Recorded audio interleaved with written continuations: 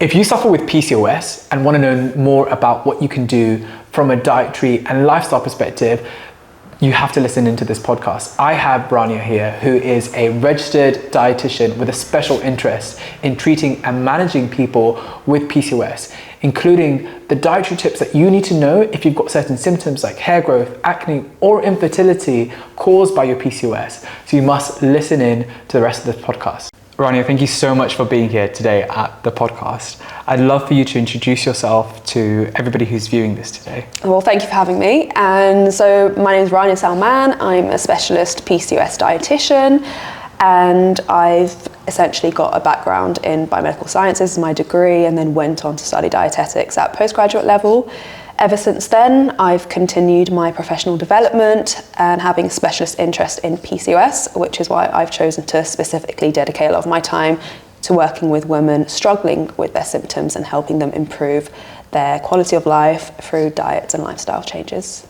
Great. I'm so excited to speak to you about PCOS dietitian and nutrition advice, because this is an area that I think, even as a doctor myself, I don't feel like I know enough about what it is that people should, what it is that they should be eating, how they should be managing their symptoms through their diet. So I'd love to hear a little bit more about why it is that you became interested in this and how you developed your knowledge in this area. Sure. So even as a dietitian, when we start off as dietitians, we're general dietitians. We're really trained in the clinical aspect of it, where we see patients in hospital, and then we have our general clinics where anyone kind of comes to our clinic, whether it's for diabetes advice or general healthy eating or heart health education. And throughout my general clinics, I started seeing more and more women that come to me struggling with PCOS. And as a generalist, even as a generalist dietitian, I don't feel I had the specific skills and the knowledge to really help with their specific symptoms. And that's where I started getting interested in it, because the more I researched, the more I upskilled, the better my advice was. And I started to see really remarkable results just with diet. And even as a dietitian, I was surprised to see those results. Wow, that's so exciting. That's what I want to know. I want to know what the secret is to having the right diet and the right nutrition in order to tackle some of the hormone imbalances. But while I'm talking about hormone imbalances and PCOS, what does PCOS mean to you?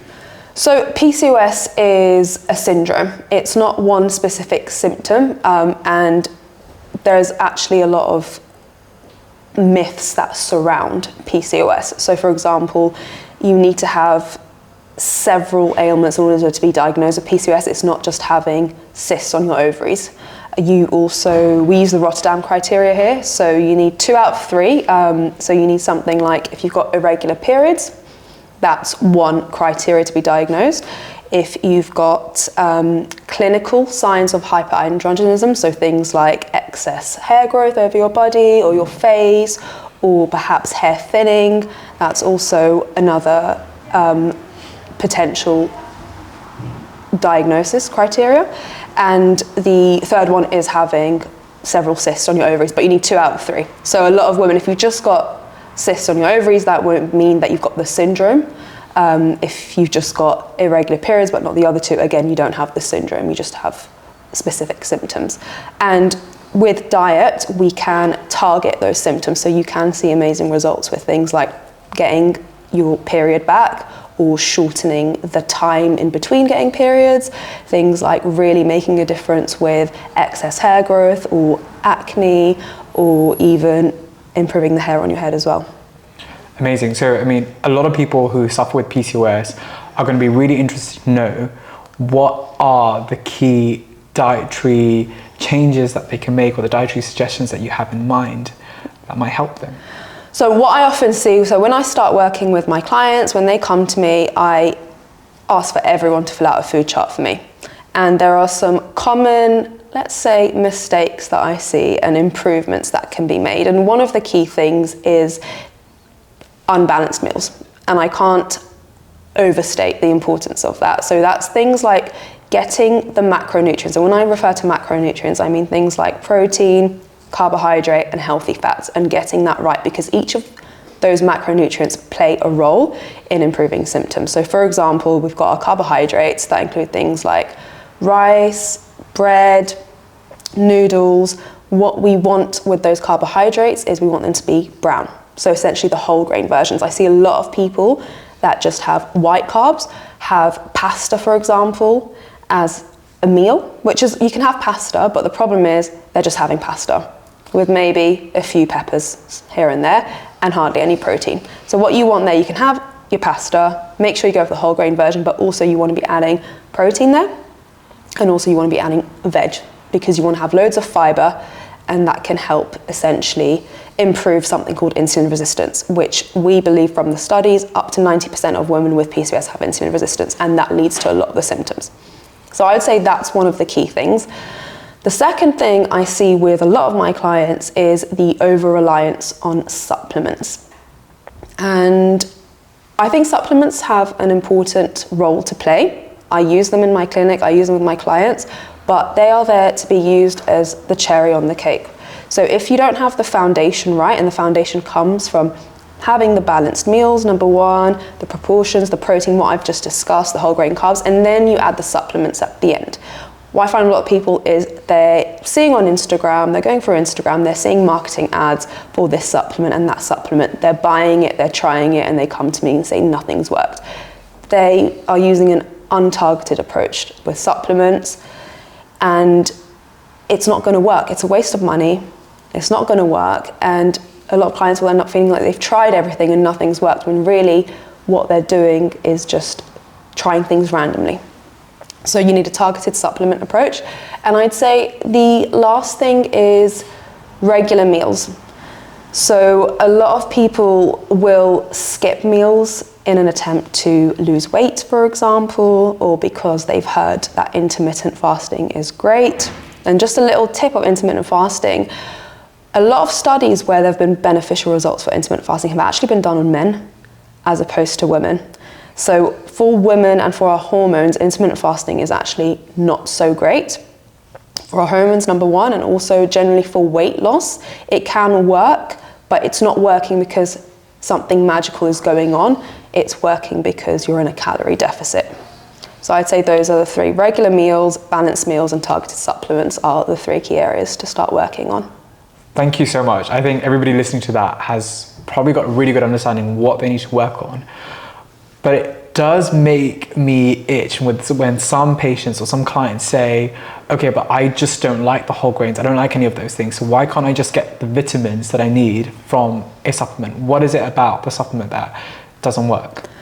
So with the supplement, when people want to say the vitamins and minerals, we know that the way vitamins and minerals present in a food form, we call it the food matrix, is different to how they present in a supplement form.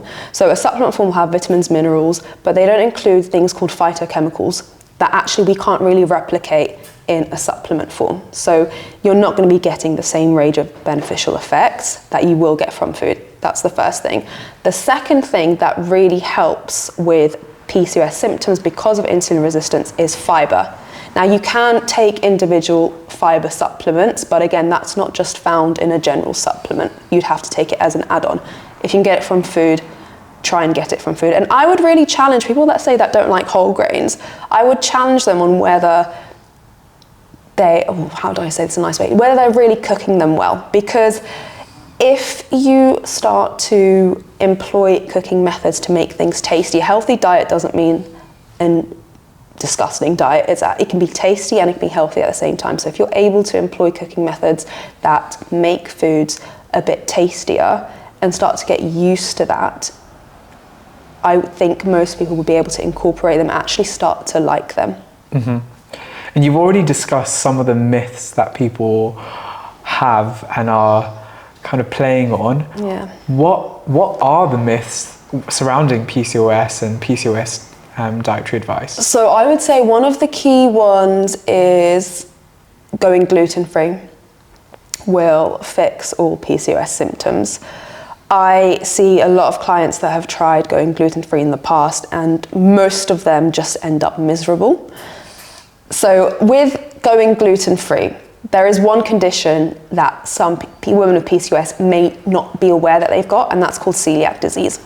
And that's whereby our immune system doesn't recognize a protein in wheat-based product called gluten, and so it starts to attack our cells. And that's why people develop this intolerance to gluten, and eventually it will damage your gut. So people with celiac disease do need to avoid gluten. But there is a test for that, and your GP, when my clients come to see me, I ask everyone to get tested just to rule that out, because if you're not absorbing your food, for example, if you are causing damage to your gut because of your celiac disease and you're eating gluten, then yeah, that can lead to some PCOS symptoms, so some gut dysbiosis, for example. But if you don't have celiac disease and you're just cutting out gluten, it's actually more expensive, so you're wasting your money. We know that gluten-free foods are less nutritious, so they're not necessarily more healthy, the products, the confectionery products that we have out on the market, and you're actually missing out on some key vitamins and minerals that come from eating wheat products. I've never seen anyone that doesn't have celiac disease that goes gluten-free where actually they're able to go on it for a very long time and have an improvement in symptoms. You can get much better results in resolving your PCOS symptoms by actually starting to follow what I've discussed earlier on. Okay, so what are your 3 favorite foods that you'd recommend to someone who suffers with PCOS and you think they should incorporate them in their diet? So I think one of them would be cinnamon, just because it's been shown to improve insulin resistance, and that's been shown by studies. And it's really easy to use, so things like having it in the morning with your breakfast, for example, having it with smoothies if you want to do sprinkling over that, having it as part of a snack, sprinkling over a snack. I'd say that's really important and one of the key ones. The second one I would encourage everyone to have is pick a breakfast cereal that's whole grain. So I like oats because they're quite versatile. So you can actually make savory oats. I don't know if many people are aware of that, or you can make sweet-based oats. And they're really easy to make. You can make overnight oats, so you can have them as a snack on the go. They're great for insulin resistance. They taste really nice and they're really versatile as well. So that's my second one. And then my third one is oily fish. And by oily fish, I mean fish like mackerel, salmon, trout, herring, pilchards, and sardines. And the reason behind that is because oily fish contain a special kind of fat called omega-3 fats, and they help to reduce inflammation in our body. And what studies have shown is that many women with PCOS have some degree of chronic inflammation going on. And again, that can lead to the symptoms that we see. So by having oily fish, incorporating it 2 to 3 times per week, that can help lower the chronic inflammation. Wow, okay. So lots for people to take in. I want to ask a little bit about what particular symptoms, so actually let me rephrase this. So people with PCOS have a number of different symptoms, from hair growth to acne to irregular periods and potentially even infertility. You mentioned a few of them already. And there are people without a diagnosis of PCOS that may also have some of these symptoms. Can dietary changes help people without PCOS as well, but who have these symptoms? Definitely. And I see it in my clinic as well. So while I am specializing in PCOS, I see patients with other types of conditions. One of the key things that probably a lot of people will probably relate to are cravings. So women with PCOS get these kind of insatiable cravings, and where you're just hungry all the time. And people that don't have PCOS, the kind of food we have in our society is geared up for us to crave things all the time. It's just really carb heavy, really sugar heavy, and what happens is you get these sugar peaks that give us the energy, and then you get the sugar dropping, and that's why you get these cravings. Diet can give you amazing results with cravings. It's one of the first symptoms that get resolved. So when I see my clients for the first time, I ask them to rate their cravings on a scale from 1 to 10, and it's often 10. So 10, like their cravings are just completely off the charts, right? A month later on review, they're often on the 3 to 2 mark.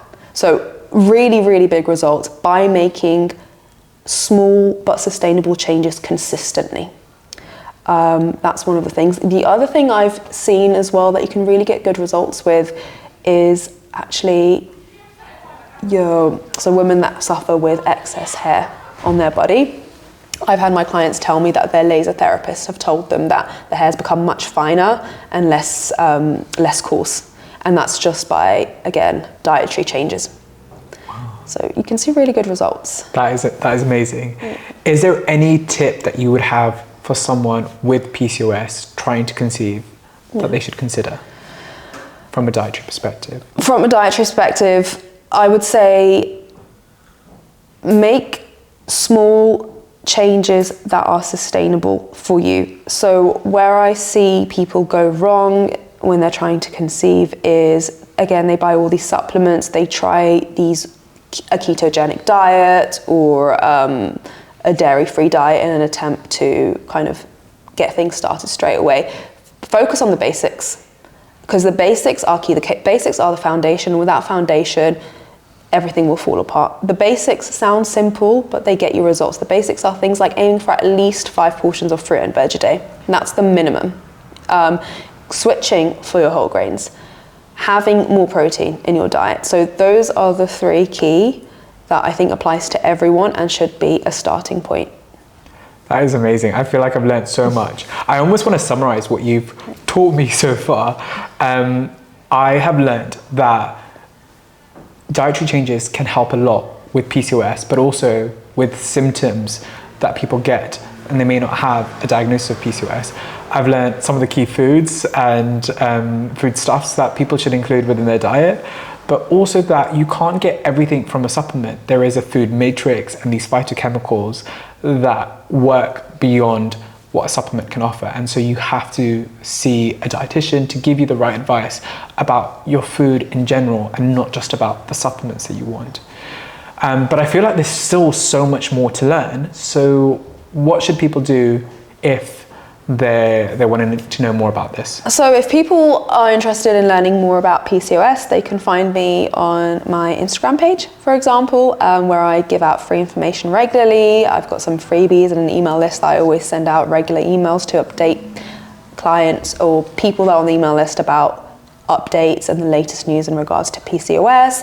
I would say also just be careful where you're getting your source of information from. There is a lot of misinformation. There are a lot of health gurus out there, other nutritionists as well that will put out all sorts of information and will essentially misinform